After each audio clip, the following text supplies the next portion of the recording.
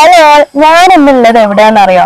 എന്റെ സ്വന്തം നാടായിട്ടുള്ള കളിയാട്ടമുക്കിലെ ഞങ്ങൾ കളിയാട്ടക്കാവിലാണ് കേട്ടോ. കളിയാട്ടത്തിന് ഇനി വെറും ഒരാഴ്ചയേ ഉള്ളൂ. അപ്പൊ നമ്മൾ ഈ കാവിന്റെ രീതികളും കാര്യങ്ങളൊക്കെ ഒന്ന് എക്സ്പ്ലോർ ചെയ്യാൻ വേണ്ടിയിട്ടാണ് വന്നിട്ടുള്ളത്. അതിനു വേണ്ടിയിട്ട് നമുക്ക് ഇവിടെയുള്ള ഒരാളെന്നെ ഹെൽപ്പ് ചെയ്യാനാണ് പറഞ്ഞിട്ടുള്ളത്. കാവിന്റെ ചരിത്രങ്ങള്, പണ്ട് തൊട്ടേ ഉള്ള ചരിത്രങ്ങള്, ഇത് ഒരുപാട് പ്രത്യേകതകൾ നിറഞ്ഞിട്ടുള്ള ഒരു കാവാണ് കേട്ടോ. ഞാൻ ജനിച്ച കാലം തൊട്ടേ കാണുന്നതാണ് കളിയാട്ടം. പക്ഷെ ഇന്ന് വരെ അതിന്റെ ശരിയായ രീതിയിലുള്ള ഐതിഹ്യങ്ങൾ എന്താണ്, കഥ എന്താണെന്നൊന്നും ഞാൻ ശരിക്കും അറിഞ്ഞിട്ടില്ല. അപ്പൊ ഇന്നെപ്പോലെ അറിയാൻ ആഗ്രഹമുള്ള ആൾക്കാർക്ക് വേണ്ടിയിട്ടാണ് കേട്ടോ ഞാൻ ഈ വീഡിയോ സബ്മിറ്റ് ചെയ്യാൻ പോകുന്നത്. മനോജാണ്, വിളിവള്ളി തറവാട്ടിലൊരു അംഗമാണ്. വിളിവള്ളി അതായത് ഈ ക്ഷേത്രത്തിന്റെ ഊരാളന്മാരാണ്. ഊരാളന്മാർ എന്ന് പറഞ്ഞാൽ ഓണേഴ്സ്, ഊരാളന്മാരെന്നാണ് പറയാ. കാരണം ഞങ്ങളുടെ തറവാട്ട് അമ്പലമാണിത്. പിന്നെ അതുപോലെ തന്നെ പുതിയ വീട്ടിൽ തറവാട് എന്നൊരു തറവാടുണ്ട്. ഈ രണ്ട് അതൊരു തറവാട്ടാണ്, തറവാട് പേരാണ്. വിളിവള്ളി തറവാട്, പുതിയ വീട്ടിൽ തറവാട്, ഈ രണ്ട് തറവാട്ടുകാരുടെയും ഉപദേവതയാണ് കളിയാട്ടക്കാവ് ക്ഷേത്രം. പിന്നെ ഈ ക്ഷേത്രത്തിനെ കുറിച്ച് പറയുമ്പോൾ വർഷത്തിൽ വെറും 57 ദിവസം മാത്രമേ ക്ഷേത്രത്തിലെ ഉത്സവമായിട്ടുള്ള കാര്യങ്ങൾ ഉണ്ടാവുള്ളൂ. നട തുറക്കുള്ളൂ, ക്ഷേത്രം തന്നെ തുറക്കുള്ളൂ, ക്ഷേത്രത്തിന്റെ പ്രവർത്തനങ്ങൾ ഉണ്ടാവുള്ളൂ.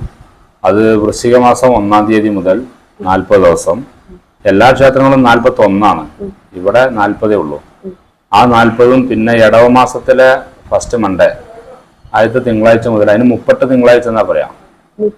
30 തിങ്കളാഴ്ച എന്നാ പറയാം. അതായത് ഇടവമാസം സ്റ്റാർട്ട് ചെയ്തിട്ടുള്ള ആദ്യത്തെ തിങ്കളാഴ്ച എന്നാണോ അതിന് ഡേറ്റിനുള്ള പ്രസക്തി അവിടെ ഇല്ല.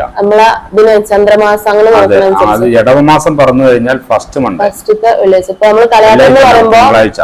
നമ്മളൊക്കെ ഇങ്ങനെ പറയുന്നത് വെച്ചാൽ കളിയാട്ടം എന്ന് വെച്ചാൽ മെയ് മാസത്തിലെ ലാസ്റ്റത്തെ വെള്ളി എന്ന് പറയും. ചിലപ്പോ 30 ലാസ്റ്റത്തെ വെള്ളി എന്ന് പറഞ്ഞ കാരണം എന്താന്ന് വെച്ചാല് ഈ ഇടവമാസത്തിലെ ആദ്യത്തെ തിങ്കളാഴ്ചയാണ് കാപ്പൊലിക്കൽ ചടങ്ങ്. കാപ്പൊലിക്കൽ എന്ന് പറഞ്ഞാൽ മറ്റു ക്ഷേത്രങ്ങളിലൊക്കെ നമ്മൾ കൊടിയേറ്റ് എന്ന് പറയും. കൊടിയേറ്റ്. ഇവിടെ കൊടിയേറ്റൊന്നുമില്ല. ഇവിടെ കൊടി കെട്ടുന്നത് എന്താണെന്ന് വെച്ചാൽ വെള്ളിയാഴ്ചന്റെ തലേ ദിവസമാണ്, ഉത്സവത്തിന്റെ തലേ ദിവസമാണ് കൊടിയേറ്റുണ്ടാവുക. തലേ ദിവസം അന്നാണ് ഇവിടെ കൊടി കെട്ടുന്ന ദിവസം ഉണ്ടാവുക. ഇവിടെ ശരിക്കും കാപ്പൊലിക്കൽ ചടങ്ങ് എന്ന് പറഞ്ഞു കഴിഞ്ഞാല് ഇവിടെ ഈ ഹിന്ദു വിഭാഗത്തിൽപ്പെട്ട എല്ലാ ജാതിയായിട്ടുള്ള ആളുകൾക്കും ഇവിടെ ഓരോ ദിവസത്തെ ചടങ്ങുകളുണ്ട്. അതിൽ ഈ പെരുവണ്ണ വിഭാഗത്തിൽപ്പെട്ട 1ഉം 2ഉം സ്ഥാനത്തുള്ള ആളുകള്, പിന്നെ അതൊരു വൈദ്യുതി വിഭാഗത്തിൽപ്പെട്ട വേലന്മാരുണ്ടല്ലോ വെളിച്ചപ്പാടിന്, അപ്പൊ അവർ 1ഉം 2ഉം സ്ഥാനത്തുള്ള ആളുകൾ. ഇവര് 4ആളും മറ്റേ ക്ഷേത്രത്തിലെ കാരണവര് എന്ന് പറഞ്ഞാൽ വിളിവള്ളിപ്പേട്ട് തറവാട്ടിലെ തലമൂത്ത പുരുഷൻ, അവർക്ക് മുന്നിൽ മൂത്ത ആള്, ഈ തറവാട്ടിലെ ഏറ്റവും മൂത്ത പുരുഷൻ. അപ്പൊ അദ്ദേഹത്തിന്റെ മുന്നിൽ പണം വെച്ചിട്ട് ഒരു വാഗ്ദാനമാണ് കാപ്പൊലിക്കൽ ചടങ്ങ് എന്ന് പറഞ്ഞാൽ. ഈ ഒരു വർഷത്തെ ഉത്സവം, അതായത് ഈ കളിയാട്ടം 17 ദിവസവും, വരാൻ പോകുന്ന മണ്ഡലം 40 ദിവസവും. ഈ 40 ദിവസവും മൊത്തത്തിൽ 57 ദിവസത്തെ ഉത്സവം ഞങ്ങൾ നടത്തിത്തരാൻ, എന്തും ഒരു ബുദ്ധിമുട്ടും ഇല്ലാണ്ട് നടത്തിത്തരാൻ ഞങ്ങൾ തയ്യാറാണ് എന്ന് പറഞ്ഞിട്ടാണ് അവിടെ ഒരു വാക്ക് കൊടുക്കലാണ്. കാപ്പൊലിക്കട്ടെ ചോദിക്കുന്നത്. അപ്പൊ ഈ കാപ്പൊലിക്കട്ടെ എന്ന് ചോദിക്കുമ്പോൾ തറവാട്ടിലെ കാരണവര് ആയിക്കോട്ടെ സമ്മതം കൊടുത്താൽ മാത്രമേ ചടങ്ങുകൾ അവിടെ നടക്കുള്ളൂ. അപ്പൊ അത് സമ്മതം കൊടുത്തു കഴിഞ്ഞാൽ ഇവര് പണം വെക്കും. പണം വെക്കാൻ 25 പൈസന്റെ ഒരു നാണയം ഇലയിൽ വെച്ചിട്ട് മുന്നിൽ വെച്ചു കൊടുക്കുക ചെയ്യാം. അടിമപ്പണം എന്നാ പറയാം. ആ പണം വെച്ച് കഴിഞ്ഞാൽ, അതെ, ആ പണം വെക്കുന്നത് എന്തുകൊണ്ടെന്ന് വെച്ചാല് ഈ ദിവസങ്ങളിലുള്ള ഈ 57 ദിവസത്തെയും ഈ ഒരു വർഷത്തെ എല്ലാ ആഘോഷങ്ങളും നല്ല രീതിയിൽ നടത്തിത്തരാൻ ഞങ്ങൾ ബാധ്യസ്ഥരാണ് എന്ന് പറഞ്ഞിട്ടാണ് പണം വെക്കുന്നത്. അത് കഴിഞ്ഞ് കാപ്പൊലിക്കൽ കഴിഞ്ഞ് നേരെ ക്ഷേത്രത്തിലേക്ക് വരും. അവിടുന്ന് അത് നടക്കുന്നത് ചാത്തൻകളരി എന്ന സ്ഥലത്താണ്. മൂന്നൂർ പാറാക്കാവില് ചാത്തൻകളരി എന്ന സ്ഥലം. ആ ചാത്തൻകളരി എന്ന് പറയുന്നത് എന്തുകൊണ്ടാണ് അവിടെ നിന്ന് തുടങ്ങുന്നത് എന്തുകൊണ്ടെന്ന് വെച്ചാല് ഈ ക്ഷേത്രത്തിന്റെ സ്റ്റാർട്ടിങ് അവിടെ നിന്നാണ്. പണ്ട് കാലങ്ങളിൽ വിളിവള്ളി തറവാട്ടിലെ പഴയതൊരു കാരണവർ, ആരാണെന്ന് ചോദിച്ചാൽ അറിയില്ല, പഴയതൊരു കാരണവർ അങ്ങനെ ഉപാസനാമൂർത്തിയായിട്ട് ദേവതേനെ കൊണ്ടുവന്നാണ്, അമ്മേനെ കൊണ്ടുവന്നാണ്. അപ്പൊ ഈ വിളിവള്ളി തറവാടിന്റെ ആദ്യത്തെ തറവാട് സ്ഥിതി ചെയ്യുന്നത് ഈ ചാത്തൻകളരിയിലാണ്, പാറക്കാവിൽ. ഇപ്പോഴും അവിടെ തന്നെ ഞാൻ കുറച്ചൊരു 1-6 കിലോമീറ്റർ മാറിയിട്ടാണ് ഇപ്പോൾ ഉള്ളത്. പഴയ കാലത്ത് ഈ ചാത്തൻകളരി എന്ന് പറഞ്ഞ സ്ഥലത്താണ്. അവിടെയാണ് അമ്മേനെ ആദ്യം കുടിയിരുത്തുന്നത്. അപ്പൊ അവിടുന്ന് അമ്മയ്ക്ക് ഇരിക്കാൻ സ്ഥലം നോക്കാൻ വേണ്ടിയിട്ടാണ് മകനായിട്ടുള്ള ഗണപതിനെ പറഞ്ഞയക്കുകയാണ്. എന്റെ ഐതിഹ്യം അങ്ങനെയാണ്. ഗണപതിനെ പറഞ്ഞയച്ചിട്ട് മകൻ വന്ന് ഈ കളിയാട്ടമുക്ക് ഭാഗത്തുള്ള ഈ സ്ഥലം, ഇവിടെ കളിയാട്ടക്കാവ് എന്നാണ് സ്ഥലത്തിന്റെ പേര്. അപ്പൊ ഈ സ്ഥലത്ത് വന്നിട്ട് നോക്കുന്ന സമയത്ത് ഇവിടുത്തെ പ്രകൃതി കണ്ടിട്ട് ക്ഷീണം കൊണ്ട് ഉറങ്ങിപ്പോവാണ്. പിന്നെ മകനെ കാണാതെ അമ്മ തിരക്കി വരിക. ഒരു കാര്യത്തിന് പറഞ്ഞയച്ചിട്ട് കാണുന്നില്ല എന്നുള്ള ടെൻഷനിൽ തിരക്കി വരികയാണ്. തിരക്കി വന്ന സമയത്ത് മകൻ ഇവിടെ ഇരുന്ന് ഉറങ്ങണതാ കാണുന്നത്. ഉറങ്ങുന്നത് കണ്ട് അമ്മയ്ക്ക് ദേഷ്യം പിടിച്ചിട്ടാണ് കുറച്ചുകൂടി മുന്നോട്ടായിട്ട് പടിഞ്ഞാറോട്ട് മുഖം തിരിച്ചിരിക്കുന്നത്. കേരളത്തിൽ തന്നെ ചുരുക്കം, അപൂർവങ്ങളിൽ അപൂർവമാണ്, പടിഞ്ഞാറോട്ട് ദർശനം കൊടുത്തിരിക്കുന്ന അമ്പലങ്ങള്, ഏതൊരു അമ്പലം കിഴക്ക് ഭാഗത്തേക്ക് നട തുറന്നിരിക്കുക. ഏതൊരു അമ്പലം കേരളത്തിൽ തന്നെ, ഇന്ത്യയിൽ തന്നെ ചുരുക്കം ചില ക്ഷേത്രങ്ങളിലൊന്നാണിത്. അതിന്റെ കാരണം ഇതാണ്, മകനോടുള്ള ദേഷ്യം കൊണ്ടാണെന്നുള്ളതാണ്. മകനൊരു കാരണത്തിന് പറഞ്ഞാൽ ഒരു ഉത്തരവാദിത്തം ഇല്ലാണ്ട് കിടന്നുറങ്ങി എന്നുള്ളൊരു ദേഷ്യം കൊണ്ടാണ്. പിന്നെ ഏതൊരു ക്ഷേത്രത്തിലും ഏതൊരു അമ്പലത്തിന്റെയും കന്നിമൂലയിലായിരിക്കും ഗണപതിന്റെ ക്ഷേത്രം ഉണ്ടാവുക. ഗണപതി ഭഗവാന്റെ ക്ഷേത്രം നിലനിൽക്കുന്നത് കന്നിമൂലയിലായിരിക്കും. വീടെടുക്കുമ്പോ പറയുന്ന കന്നിമൂല എന്ന് പറയുന്നത് വിഘ്നങ്ങളൊക്കെ വരുന്നത് കന്നിമൂല ഭാഗത്ത് കൂടെയാണ്. അപ്പൊ കന്നിമൂലയിൽ അങ്ങനെ ഒരു വിഘ്നേശ്വരനാണ് ഗണപതി. ഗണപതിന്റെ സ്ഥാനം കന്നിമൂലയിലെ കൊടുക്കുക. ആ ഭാഗത്ത് ബാത്റൂം ഒന്നും ചെയ്യരുത് എന്നുള്ളതൊക്കെ പറയണത് എപ്പോഴും വൃത്തിയും വെടുപ്പാകാം. കന്നിമൂലന്റെ ഭാഗത്ത് പല പ്രശ്നങ്ങളും വരും വാസ്തുവിധി പ്രകാരം. പക്ഷെ അത് ഏതൊരു ക്ഷേത്രത്തിന്റെയും ഉപദേവനായിട്ടുള്ള കന്നിമൂലയിലായിരിക്കും ഗണപതിന്റെ. ഇപ്പോ ഈ ക്ഷേത്രത്തെ സംബന്ധിച്ചിടത്തോളം നേരെ കിഴക്ക് ഭാഗത്തായിരിക്കുന്നത്. അതെ, കിഴക്ക് ഭാഗത്താണ്. കന്നിമൂല എന്ന് പറഞ്ഞാൽ തെക്ക് കിഴക്ക് പടിഞ്ഞാറ് മൂലയാണ്. തെക്ക് പടിഞ്ഞാറാണ് കന്നിമൂല എന്ന് പറഞ്ഞ ഭാഗം. ഏതൊരു വാസ്തുവിന്റെയും തെക്ക് പടിഞ്ഞാറ് മൂലയായിരിക്കും. അപ്പൊ ഈ ക്ഷേത്രത്തിനെ സംബന്ധിച്ചിടത്തോളം ഇത് കിഴക്ക് ഭാഗത്തിരിക്കാനുള്ള കാരണം ഇതാണ്. അതിന്റെ കാരണം ഉറങ്ങിപ്പോയതാണ്. അവിടെ ഇരുന്നതിന് ദേഷ്യം പിടിച്ച് കുറച്ച് മുന്നോട്ട് നീങ്ങിയിട്ടാണ് അമ്മേന്റെ ഇരിപ്പ്. അതും മകന്റെ മുഖത്തേക്ക് തിരിഞ്ഞിരിക്കരുത് എന്ന് പറഞ്ഞിട്ടാണ് പടിഞ്ഞാറോട്ട് തിരിഞ്ഞിരുന്നത്. 1-2 ക്ഷേത്രങ്ങളേ ഉള്ളൂ ഇങ്ങനെ പടിഞ്ഞാറ് ഭാഗത്തേക്ക് മുഖം ഇരിക്കുന്നത്. അതാണ് ഒന്നാമത്തെ കാരണം. പടിഞ്ഞാറ് ഭാഗത്തുള്ള ആ കവാടാണ് ഇതിന്റെ മെയിൻ കവാടം. അതെ, ക്ഷേത്രത്തിൽ 3 കവാടല്ലേ? 4 ഭാഗത്തുണ്ട്. അവിടെ ചെറിയൊരു ഡോറുണ്ട്. തെക്ക് ഭാഗത്ത് ചെറിയൊരു ഡോറുണ്ട്. അത് ആ സമയത്ത് നമ്മൾ തുറക്കാറുള്ളൂ. മെയിൻ കവാടം എന്ന് പറയുന്നത് പള്ളിനെ അങ്ങോട്ട് കാണുന്നത് ആ ഭാഗത്താണ്. പക്ഷെ ആളുകളൊക്കെ വരുന്നത് ഈ ഭാഗത്ത് വടക്ക് ഭാഗത്തൂടെ റോഡ് സൗകര്യങ്ങളും കാര്യങ്ങളൊക്കെ ആയതുകൊണ്ട് വരുന്നത് മെയിൻ കവാടം അതാണ്. ക്ഷേത്രത്തിന്റെ മെയിൻ കവാടം. ഇവിടെ അത് കാളേട്ടം കാപ്പിടിച്ച് കഴിഞ്ഞാല് നേരെ കളയട്ടക്കാവിലേക്കാണ് കാരണന്മാരെല്ലാരും വരിക. ഈ വേലന്മാര് തന്നെ വെളിച്ചപ്പെടുന്ന ആളുകൾ 2-3 തറവാടുകളിൽ പോകാനുണ്ട്. അവരതൊക്കെ കഴിഞ്ഞ് അവർ ഇവിടെ എത്തും. ആ തറവാടുകൾ എന്ന് പറഞ്ഞാൽ ഒന്ന് അന്വേഷിച്ചു മള്ളേപ്പില്, പിന്നെ ഒന്ന് ചാമ്പട്ടാട്ടില്. അതെ, എന്നെങ്കിൽ വേലന്മാര് അവരോടൊന്ന് ചോദിക്കണം. കാരണം അവരെ പോകുമല്ലോ, ഞങ്ങളവരെ കൂടെ പോകാൻ പാടില്ല. അത് അങ്ങനെ ഉണ്ട്. അവരെ കൂടെ ഞങ്ങൾക്ക് പോകാൻ പാടില്ല. വെളിച്ചപ്പാടും പെരുവണ്ണാ വിഭാഗത്തിൽപ്പെട്ട അവരും മാത്രമേ പോവുള്ളൂ. ഞങ്ങള് തന്നെ നായർ വിഭാഗത്തിൽപ്പെട്ട ആളുകളാണ്. നായർ സമുദായത്തിൽപ്പെട്ട ആൾ. അപ്പൊ ഞങ്ങൾക്ക് ഈ പ്രത്യേകിച്ച് ഈ വിളിവള്ളി തറവാട്ടിലെ പുതിയോട്ട തറവാട്ടിലെ ആളുകള് ഈ വെളിച്ചപ്പാടിന്റെ കൂടെ അവരെ കൂടെ ഒന്നും പോകാനോ കാണാനോ പാടില്ല. ഞങ്ങൾ പോവില്ല. ഞങ്ങളവിടെ കാലത്ത് പരിപാടി കഴിഞ്ഞാൽ ചാത്തങ്ങളാരത്തെ പരിപാടി കഴിഞ്ഞാൽ നേരെ കളയട്ടക്കാവിലേക്കാ പോരാ. അവര് കാപ്പൊലിച്ച് കഴിഞ്ഞാൽ ഇന്നലെ ബുധനാഴ്ച വരെ അല്ല വ്യാഴാഴ്ച വരെ ഒരേ ശൈലിയിലാണ് പൂജ പോവാ, കാര്യങ്ങളൊക്കെ പോവാ. പക്ഷെ ഇന്ന് മുതൽ പ്രത്യേകത ഉണ്ട്. ഇന്ന് മുതൽ ഈ വെളിച്ചപ്പാട്, അതായത് വെളിച്ചപ്പാട് ഇങ്ങനെ ഡ്രസ് വേഷം കെട്ടുന്ന ഒരു പരിപാടി ഉണ്ടല്ലോ, കെട്ടിച്ചിട്ടെന്ന് പറയും. ചുവന്ന പട്ട കൊടുത്തിട്ട് അതായത് ചുറ്റിച്ചിട്ടതിന് ശേഷം 1 റൗണ്ട് അമ്പലം ചുറ്റി തൊഴുത് അതോടെ സമാപിക്കും. ഇന്ന് മുതൽ അത് മുറ്റത്തേക്ക് ഇറങ്ങിയിട്ട് വെളിച്ചപ്പാടും അതിന്റെ കാര്യങ്ങളൊക്കെ ഉണ്ടാവും. ഇന്ന് മുതൽ അതിന് സ്റ്റാർട്ടിങ്. ഇന്ന് മുതൽ വേറെ കർമ്മങ്ങളാണ് ഉണ്ടാകുക. ഇന്ന് ഈ വെള്ളിയാഴ്ച മുതൽ, ഫസ്റ്റ് വെള്ളിയാഴ്ച മുതൽ. ഇവിടെ എന്ന് പറഞ്ഞാൽ ഓരോ ദിവസവും ഓരോരോ വ്യത്യസ്തമായിട്ടുള്ള കാര്യം. ഇവിടുത്തെ ഊരാളന്മാരായിട്ടുള്ള, അതായത് ക്ഷേത്രത്തിന്റെ ഊരാളന്മാർ എന്ന് പറഞ്ഞാൽ ക്ഷേത്രം നമ്മളെ കുടുംബക്ഷേത്രമാണ്. ഈ 2 കുടുംബത്തിന് ഞങ്ങൾക്ക് പോലും മുഴുവൻ പറയാൻ കഴിയില്ല. കാരണം ഇപ്പൊ ഞാൻ നേരത്തെ പറഞ്ഞ പോലെ ഇവർ എവിടേക്കാ പോകുന്നുള്ളത് അവർക്ക് അറിയാം. അതെ, ഓരോരോ രീതി. പിന്നെ ഈ കുതിര കെട്ടുന്ന ഭാഗത്ത് ഞങ്ങൾക്ക് കാണാം, പക്ഷെ അതിൽ പങ്കെടുക്കാൻ പറ്റും. ഈ കുതിര കല്യാണ കാര്യങ്ങളിലൊന്നും ഞങ്ങൾ പോവില്ല.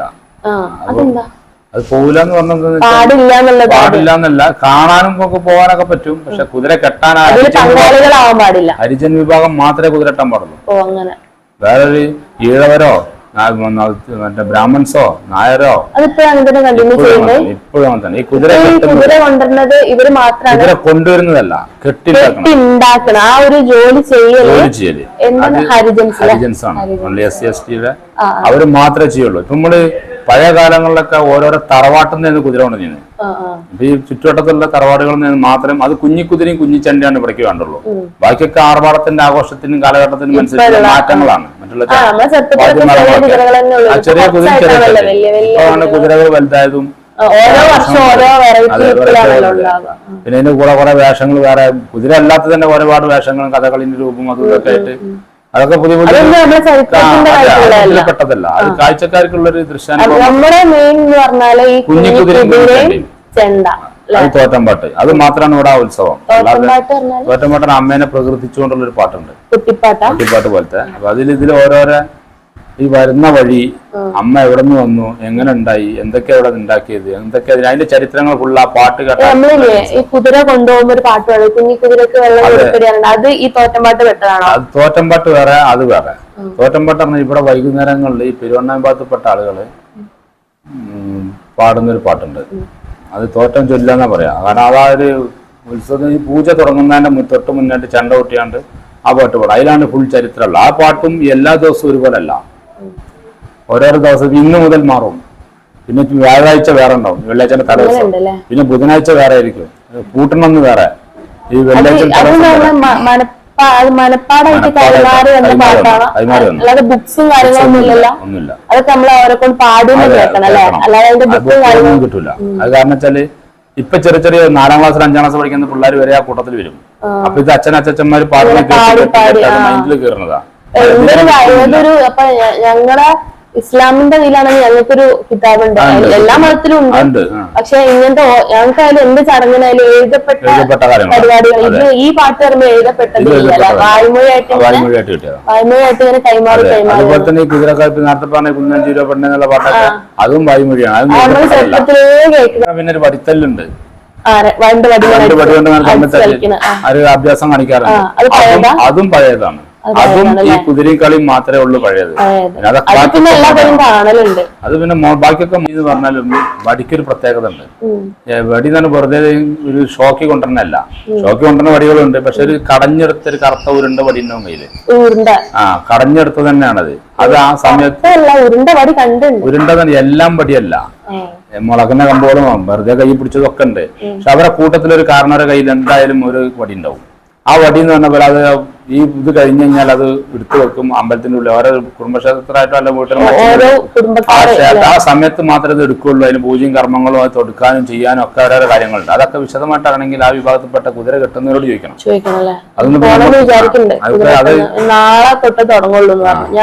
ഇത് ഇന്ന് വെള്ളിയാഴ്ച, ഇന്നത്തെ ദിവസം കഴിഞ്ഞാൽ തുടങ്ങും. അതായത് ഇന്നത്തെ കഴിഞ്ഞിട്ട് നാളെ തൊട്ട് കെട്ടാൻ തുടങ്ങും. ഇന്ന് കഴിയണം. ഇവിടെ ഇന്നത്തെ വെള്ളിയാഴ്ച കഴിഞ്ഞിട്ട് അവർ കെട്ടാനും തുടങ്ങുള്ളൂ. സാധനങ്ങളൊക്കെ സെറ്റ് ചെയ്ത് വെക്കാന്നല്ലാണ്ട് പണി തുടങ്ങില്ല. ഇന്ന് വൈകുന്നേരമൊക്കെ വാങ്ങിച്ചു കൊണ്ടുവന്നിട്ട് മുളകൊക്കെ ഇറക്കിയിട്ടുണ്ടാവും. 5-6 മാസം മുന്നേ ബാൻഡ് സെറ്റും അതൊക്കെ ഏൽപ്പിച്ചു. പക്ഷെ അതുപോലല്ല, ഈ പണി തുടങ്ങണമെങ്കിൽ ഇന്നത്തെ ദിവസം കഴിയും. ഇന്നത്തെ കളയാട്ടത്തിന്റെ ചടങ്ങ് ഇവിടെ മാറും. ഇത് ഇന്നലെ വരെയുള്ള ചടങ്ങുകളല്ല ഇന്ന് ഇവിടെ. ഇവിടുത്തെ ചടങ്ങുകൾ മാറുന്നതനുസരിച്ചാണ് ഇവിടെ പണി വേറെ പുറത്തു തുടങ്ങുള്ളൂ. എല്ലാത്തിനും ലിങ്കാണ്. പക്ഷെ ഇത് എങ്ങനെയാണെന്ന് മനസ്സിലാക്കണമെങ്കിൽ ഇത് എല്ലാവരും ഒരുമിച്ച് കിട്ടൂല, ഒന്നിച്ചിരുത്താൻ കഴിയില്ല. അപ്പൊ ഇതുപോലെ തന്നെ ഓരോരോ പെരുവണ്ണന്മാര് ചൊല്ലുന്ന പാട്ടുണ്ടല്ലോ, അത് അവരെ കൂട്ടത്തിൽ തന്നെ എല്ലാവർക്കും അറിയില്ല. ഇപ്പൊ അതിൽ അവശേഷിക്കുന്ന 3-4 ആളുകൾ മാത്രമേ ഉള്ളൂ മുഴുവനായിട്ട് അറിയുന്നത്. ഒരു 20-25 ആളുകളുടെ കൂട്ടത്തിലുണ്ടാവും, ഡെയിലി ഉണ്ടാവും. മുഴുവനായിട്ട് കറക്റ്റായിട്ട് കർമ്മങ്ങളും കാര്യങ്ങളും അറിയില്ല. അത് ഒന്നാമത്തെ കാരണം എന്താ വെച്ചാൽ ഇത് ഡെയിലി ചെയ്തുകൊണ്ടിരിക്കുന്ന കാര്യമല്ല. വെറും 17 ദിവസങ്ങൾ 17 കർമ്മങ്ങളാണ്. അപ്പൊ വർഷത്തിൽ ഒരു ദിവസം ഓരോന്നും. അപ്പൊ അത് മൈൻഡിൽ നിൽക്കണമെങ്കിൽ അത്രയും എക്സ്പീരിയൻസ് വേണം. എഴുതപ്പെട്ട ബുക്ക് നോക്കി ചെയ്യാൻ പറ്റിയാണ് ഇവിടുത്തെ കാര്യങ്ങള്. ഇപ്പൊ ഞങ്ങളതിന് നമ്മൾ തന്നെ ഇതുപോലെ പല ആളുകളും ഇപ്പം ഇവിടെ അടുത്തുള്ളതായതുകൊണ്ട് നമുക്കറിയാം. ദൂരത്തുനിന്ന് വന്ന ആളുകളൊക്കെ ചോദിക്കുന്നത് നമ്മൾക്ക് തന്നെ അറിയണില്ല എന്താ പറഞ്ഞു കൊടുക്കേണ്ടത്, എന്താ ചെയ്യേണ്ടതെന്നുള്ളത്. അപ്പൊ അതിന്റെ ഒരു ബുക്ക് എഴുതുന്നുണ്ട് ഇപ്പൊ ഒരാള്. അപ്പൊ അത് എഴുതാൻ ഏൽപ്പിച്ചിട്ടുണ്ട്. അമ്പലത്തിന്റെ കറഫ് തന്നെ ചെയ്യാണ്. അപ്പൊ കഴിഞ്ഞ വർഷം മുതൽ സ്റ്റാർട്ട് ആയിട്ടുണ്ട്. അപ്പൊ ഓരോരോ കർമ്മങ്ങൾ ഈ ശരിക്കും കളയാട്ടം കാപ്പൊലിക്കലല്ല തുടക്കം.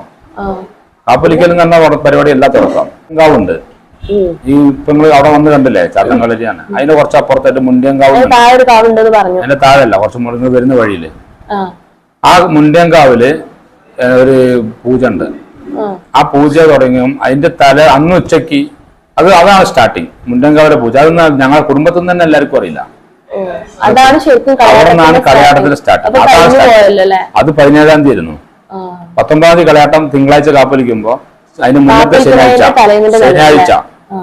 ശനിയാഴ്ച ഈ മുണ്ടങ്കാവിലെ ഒരു പൂജ ഉണ്ട്. അത് രാത്രി അത് അവിടെ അടുത്ത് തന്നെ, ഈ ചാത്തങ്കളീരിന്റെ തൊട്ടടുത്ത്. അതിന് ഞങ്ങൾ 2-3-4 അത് മാത്രല്ല, ഈ കാപ്പൊലിക്കൽ ചടങ്ങിൽ പ്രത്യേകത വേറെ എന്താന്ന് വെച്ചാല് ഈ മുണ്ടങ്കാവിലെ പൂജ സ്റ്റാർട്ടിങ് അത് കഴിഞ്ഞ് കഴിഞ്ഞാൽ ഞങ്ങൾ കുടുംബത്തിലെ 1-2 കാരണന്മാരും കർമ്മം ചെയ്യുന്ന പെരുവണ്ണാമ്പാത്തപ്പെട്ട ഒരാളുണ്ടാവും. അവരെ ചെയ്യുന്ന ഒരാ ടീം തന്നെയാണ്. അപ്പൊ അവരെ ചെയ്യുള്ളൂ, പുറത്ത് വേറെ ആരും ചെയ്യില്ല. അതും കഴിഞ്ഞ് കഴിഞ്ഞാല് ഈ ശനിയാഴ്ചയാണ് അതിന്റെ ശനിയാഴ്ച അത് കഴിഞ്ഞാൽ പിന്നെ തിങ്കളാഴ്ച ഇടവത്തിൽ ആയുധ തിങ്കളാഴ്ച വരും. കാപ്പലിക്ക് അതിന് ഉച്ചക്ക് വെളിയുള്ള തറവാട്ടിലൊരു തുറക്കാത്തൊരു റൂമുണ്ട്. അത് നടുമുറ്റൊക്കെ ഉള്ള വീടുണ്ട്, ഞങ്ങളെ തറവാട് വീട്. അവിടുന്ന് ഒരു 1/2 കിലോമീറ്റർ ഉള്ളൂ. ആ തറവാട് പറഞ്ഞാൽ പഴയ വീടാ. മലബാറിലൊക്കെ പൊളിച്ച ഭാഗങ്ങളൊക്കെ എപ്പോഴും ഉണ്ടായിരുന്നു. മുറ്റത്തൊരു നടുമുറ്റം മഴ പെയ്യുമ്പോ വെള്ളം മുള്ളിക്ക് ചാടും. കാണാൻ പറ്റും. ആ വീട്ടില് ഒരു മച്ചുണ്ട്. മച്ച് പറഞ്ഞാല് ഇപ്പൊ അങ്ങനെ പറയാ ഒരു തുറക്കാത്ത റൂം. നിങ്ങള് ഹിന്ദുസ് പെട്ടാവാത്തതായതുകൊണ്ടാണ് ഞാൻ ചോദിച്ചത് പറയണത്. അത്രയും കറക്റ്റ് ആയിട്ട് പറഞ്ഞു തരുന്നത്. ഈ നാട്ടിലാണ് മച്ച് തുറക്കണം എന്നുണ്ടെങ്കിൽ പ്രത്യേക ദിവസങ്ങളിൽ പൂജയുള്ള ദിവസങ്ങളിലൊക്കെ മാത്രമേ തുറക്കുള്ളൂ. അല്ലാതെ അത് തുറന്ന് ഞങ്ങൾ പോലെ ഉള്ളിൽ നിന്ന് വരെ ഞാൻ കയറിയിട്ടില്ല, ഞാൻ കണ്ടിട്ടില്ല റൂമിന്റെ ഉള്ള എന്താന്നുള്ളത്. എനിക്കിപ്പോ 39 വയസ്സായി. പക്ഷെ അത് അതിന് അന്നത്തെ കാരണവരാരാണോ അയാളെ അതിന്റെ ഉള്ളിൽ പൂജ ചെയ്യുള്ളൂ. അയാൾ മാത്രമേ ഉള്ളിൽ കയറുള്ളൂ. ഞാൻ തുറക്കുമ്പോ പുറത്തുനിന്ന് കാണാന്നല്ലാണ്ട് ഉള്ളിലുള്ള ഒരു കാര്യം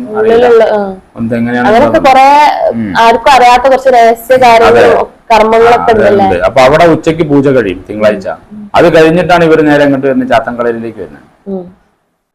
എല്ലാവരുടെ സമയം, അതായത് നമ്മളെ കളയാട്ടത്തിന്റെ സമയത്തും അല്ലാത്ത സമയത്തും കാവിലെ ഇതിന്റെ പൂജന്റെ സമയം, നട തുറക്കുന്ന സമയം. അത് വൃശ്ചിക മാസം 1-ാം തീയതി മുതൽ രാവിലെ ഒരു 5 മണിക്ക് നട തുറന്നാൽ ഒരു 8:30 മണി വരെ ഉണ്ടാവും.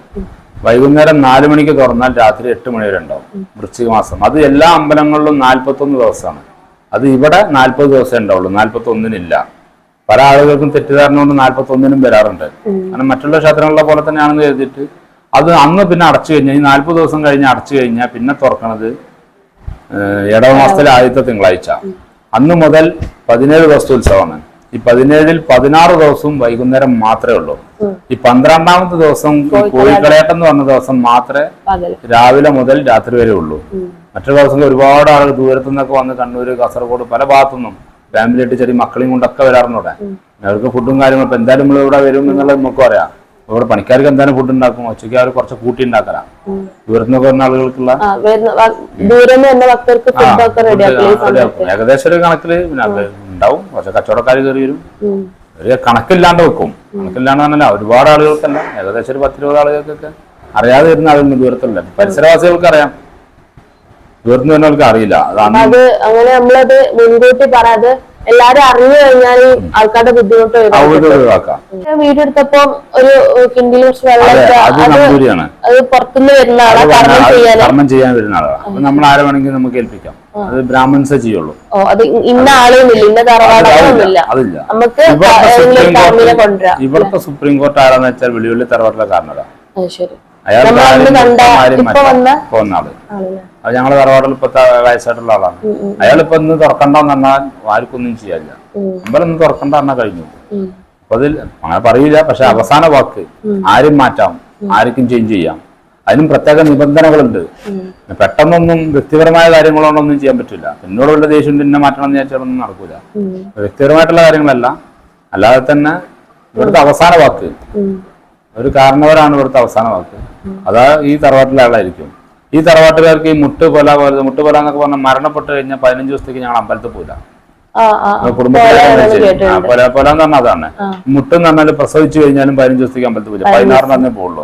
അപ്പൊ ഇങ്ങനെയുള്ള ബുദ്ധിമുട്ടുകൾ, പിന്നെ അതേമാതിരി സ്ത്രീകൾക്ക് പറ്റാത്ത 7 ദിവസങ്ങളുണ്ടാവും. അങ്ങനെയുള്ള അത് പിന്നെ ഈ മരണവും അതുപോലെ തന്നെ ജനനും ഈ 2 സംഭവം ഉള്ളത് 15 ദിവസത്തേക്ക് ആ ഫാമിലിപ്പെട്ട, മറ്റത് ലേഡീസ് മാത്രമേ വരാത്തുള്ളൂ ലേഡീസ് ആകുന്ന സമയത്ത്. മറ്റത് അതല്ല. ഈ ആ ഒരു ഇതിൽ ബ്ലഡ് റിലേഷനിൽ പെട്ട ആളുകൾ ആരും ക്ഷേത്രത്തിൽ പോയില്ല. ഇവിടെ നല്ല ഒരു അമ്പലത്തിലും പോയില്ല. ജനിച്ചാലും 15 ദിവസത്തേക്ക് പോയില്ല, മരിച്ചാലും 15 ദിവസത്തേക്ക് പോയില്ല. അത് ഞങ്ങൾ ഹിന്ദു വിഭാഗത്തിൽ എല്ലാവരും, ഈ ക്ഷേത്രം എന്നല്ല ഏത് ക്ഷേത്രത്തില് 15 ദിവസത്തേക്ക് ക്ഷേത്രത്തിനകത്തേക്ക് ആരും പോയില്ല. ജനിച്ചാലും പോയില്ല, 15 ദിവസത്തേക്ക് പോയില്ല. അതായത് നേരിട്ടുള്ള ബന്ധമുള്ള അച്ഛൻ, അമ്മ, അല്ലല്ല ആ ബ്ലഡ് റിലേഷൻ. അതായത് എനിക്കെന്റെ വീട്ടിൽ എന്തെങ്കിലും സംഭവിച്ചു കഴിഞ്ഞാൽ എന്റെ അച്ഛന്റെയും അമ്മേന്റെയും എല്ലാവരും വഴിപ്പെട്ടാലും ക്ഷേത്രത്തിലേക്ക് ഒന്നിനും പോകില്ല. അപ്പൊ അങ്ങനെ ആകുമ്പോൾ ഇവിടുത്തെ കാര്യങ്ങൾ മുടങ്ങാതിരിക്കാനാണ് ഈ പുതിയ വീട്ടിൽ തറവാട്ടിനും കൂടി കാരണസ്ഥാനം കൊടുത്തിട്ടുള്ളത്. അതായത് ഈ സ്ഥാനത്തിരിക്കുമ്പോ വലിയ പണിക്കർ എന്നാ പറയാ. സ്ഥാനത്ത് കണ്ടാള് വലിയ പണിക്കര്. പിന്നെ ഇളയ പണിക്കരുണ്ട്. ആ ഇളയ പണിക്കരാണ് പുതിയ വീട്ട് തറവാട്ടുള്ള ആള്. അവിടത്തെ തലമൂത്ത പുരുഷൻ ആരാണോ അയാളാണ് ഇളയ പണിക്കർ സ്ഥാനത്ത് നിൽക്കേണ്ടത്. അവരെ പരിപാടി എന്താന്ന്, ഇവിടുത്തെ ജോലി എന്താന്ന് വെച്ചാൽ ഈ വിളിവള്ളി തറവാട്ടുകാർക്ക് എന്തെങ്കിലും മുട്ട് വര ഇങ്ങനത്തെ എന്തെങ്കിലും ബുദ്ധിമുട്ടുകൾ വരാൻ പറ്റാത്ത മരണങ്ങൾ ഉണ്ടെങ്കിൽ ഞങ്ങൾക്ക് അപ്പൊ ഇവിടെ അമ്പലം പൂട്ടി കിടക്കാൻ പറ്റൂല. അപ്പൊ അതിന് അന്നത്തെ ഒരു എഞ്ചിനീയറിംഗ് വൈഭവമാണത്. അത് നമ്മളെ മാത്രമല്ല, ഈ മറ്റേ ഉള്ളിൽ ഇറങ്ങുന്ന 5 ടീമുണ്ട്, 5 തറവാട്ട് ആളുകളുണ്ട്, അവർ സ്ഥാനപ്പേരുള്ള ആളുകൾ, അവർക്ക് അതുപോലെ തന്നെ ആശാരിമാര്, പിന്നെ അതുപോലെ പെരുങ്കല്ല് വിഭാഗത്തിൽപ്പെട്ട ആളുകൾ, തട്ടാന്മാര്, എല്ലാ വിഭാഗത്തിൽപ്പെട്ട ആളുകൾക്കും ഇവിടെ ജോലിയുണ്ട്, ഓരോരോ കർമ്മങ്ങളുണ്ട്, ഓരോരുത്തർക്കും ഓരോ കർമ്മങ്ങൾ ചെയ്യാനുണ്ട്. അപ്പൊ ആ ഒരു കളിയാട്ടം പറഞ്ഞാല് ഈ ഹിന്ദു മതത്തിൽപ്പെട്ട എല്ലാ ജാതികൾക്കും ഓരോരോ കാര്യങ്ങളുണ്ട്, എല്ലാവർക്കും ഉണ്ട്. പിന്നെ അതേപോലെ തന്നെ വെള്ളിയാഴ്ച കളയാട്ടം പിന്നെ കോമൺ ആണ്. അത് ഹിന്ദു മുസ്ലിം ജാതി മതം മരണം ഭേദം ഒന്നുമില്ല, ആർക്കും വരാം. പിന്നെ അത് മാത്രമല്ല, ഈ അമ്പലത്തിനെ സംബന്ധിച്ചിടത്തോളം ഈ 57 ദിവസവും എല്ലാ ഇപ്പം മുസൽമാനാണെങ്കിലും ഹിന്ദു ആണെങ്കിലും ക്രിസ്ത്യൻ ആണെങ്കിലും ഇവിടെ അങ്ങനത്തെ ഒരു വേർതിരിവില്ല. ഇപ്പൊ നിങ്ങളും ഞാനും ഒരേപോലെ അമ്പലത്തിന്റെ ഉള്ളിലേക്ക് എനിക്കും കയറാൻ പറ്റില്ല, നിങ്ങൾക്കും കയറാൻ പറ്റില്ല. അത് നിശ്ചിതമായിട്ടുള്ള ആളുകളുണ്ട്, ആ കോമ്പൗണ്ടിനുള്ളിൽ. പുറത്ത് എല്ലാവർക്കും എവിടെ വേണമെങ്കിൽ നടക്കാം. ഇവിടെ ഇപ്പൊ ഇതിനോട് വിശ്വാസമുള്ള ആളുകൾ നേർച്ചയും വഴിപാടുകളായിട്ട് വരുന്നുണ്ട്. അതിൽ മുസൽമാനുണ്ട്, ക്രിസ്ത്യൻ ഉണ്ട്, ഹിന്ദുസ് ഉണ്ട്. അപ്പൊ പല ആളുകളും വന്നു ചോദിക്കും, ഞാൻ മുസ്ലിം മണിക്കാണ്ട് കയറാൻ പറ്റുമോ? ഇതിനുള്ളിലേക്ക് ഇപ്പൊ ക്ഷേത്രത്തിലെ കാരണം ഒരു വലിയ മണിക്കറന്നല്ല, അയാൾക്ക് പോലും ഉള്ളിലേക്ക് പ്രവേശനമില്ല. അതൊരു വർഷത്തിൽ ഒരൊറ്റ ദിവസമുള്ളൂ. കർമ്മങ്ങൾ ചെയ്യുന്ന 5 ആളുകളുണ്ട്, 5 ആളുകളുണ്ട്, 5 താവഴി നായന്മാരുണ്ട്. അത് നായന്മാർ വിഭാഗത്തിൽപ്പെട്ട ആളുകളെ, പിന്നെ ബ്രാഹ്മൺസ് ആയിട്ടുള്ള ആളുകൾ കർമ്മങ്ങൾ ചെയ്യുന്ന നായന്മാരാണ്. ഉണ്ട്, 5 ആളുകളുണ്ട്. 5 സ്ഥാനപ്പേരാണ് അവർക്ക്. ആ ടീമിൽപ്പെട്ട ആ കുടുംബത്തിൽപ്പെട്ട ആളുകൾ അതിന് പറഞ്ഞല്ലോ. അപ്പൊ അതിൽപ്പെട്ട ആളുകൾക്ക് ഒന്ന് കാവുട നായർ ഒന്ന്, പിന്നെ ഒന്ന് എടാടി നായർ. അതൊക്കെ പണ്ട് അവരെ തറവാട്ട് പേരൊന്നും അല്ല കേട്ടോ, സ്ഥാനപ്പേരാണ്. അതായത് തറവാട്ട് പേരല്ലാന്ന് പറയാം. പിന്നെ ഒന്ന് കോയിമ, ഒന്ന് കോലായി നായർ,